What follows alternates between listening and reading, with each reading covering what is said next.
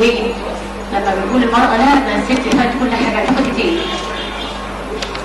حقيقي والله مش عشان انا مرأة، لكن انتوا لو طبعا احنا هنعرض يعني مثال او مثالين النهارده عندنا شروط لحالات موجودة فيها في الشارع لبعض السيدات.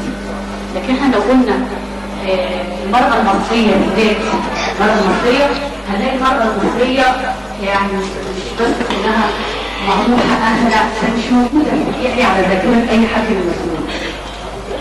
مش بقول برضه دايما بقول إن أنا دايما ما بحطش الهم والمسؤولية على رئيس الجمهورية ده مش احنا الشعب المؤسسات الموجودة سواء مؤسسات حكومية أو مؤسسات أهلية، احنا كأفراد احنا مش مؤسسة مؤسسة عشان مصر مش مؤسسة يعني حكومية، ولكن بنقول احنا من مبدأ من رأى منكرا، مش منكرا بمعنى منكر، ولكن حاجة نقدر نصلح او نعدل او نوضح او حتى نلقي الضوء عليها، فاحنا نعمل اللي نقدر عليه.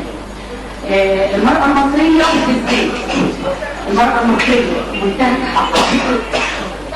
فاحنا طبعا ضيوفنا موجودين معانا، عندنا رابطة المرأة العربية بتتكلم عن يعني ما قدمتها المرأة العربية او ما قدمت رابطة المرأة العربية من خدمات المرأة.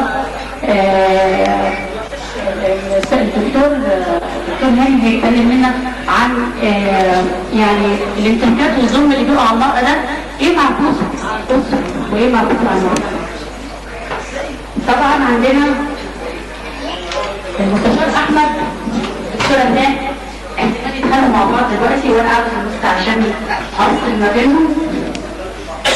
لان الدكتوره هناك هتتكلم هتقول الواقع الحقيقه احنا الناس كتير قوي مش يعرفوها، لان في المركز المصري لحقوق المراه بيرصدوا الانتهاكات دي بالورقه والقلم 1 2 3 4 مش كلام.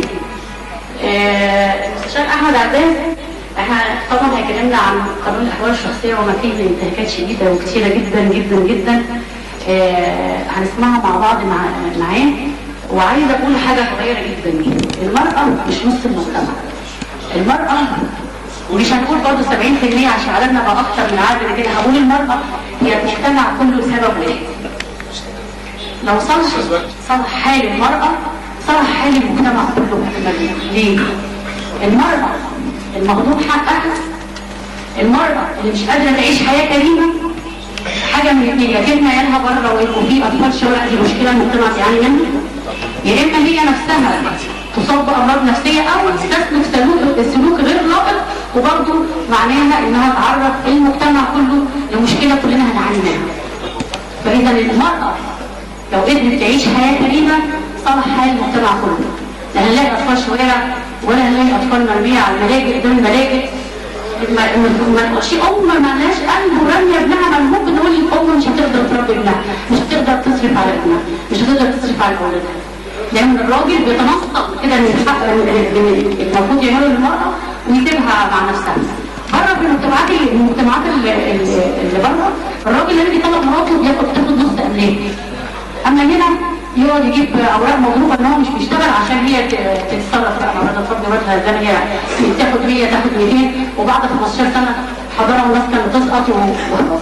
فطبعا انا اترك الميكروفون للضيوف على المنصه ممكن يتكلم بقى فيما يخصه، ونتمنى ان احنا بجد نقدر نعرف ان فعلا المراه محتاجه نقف بقى يعني المؤسسات الحكوميه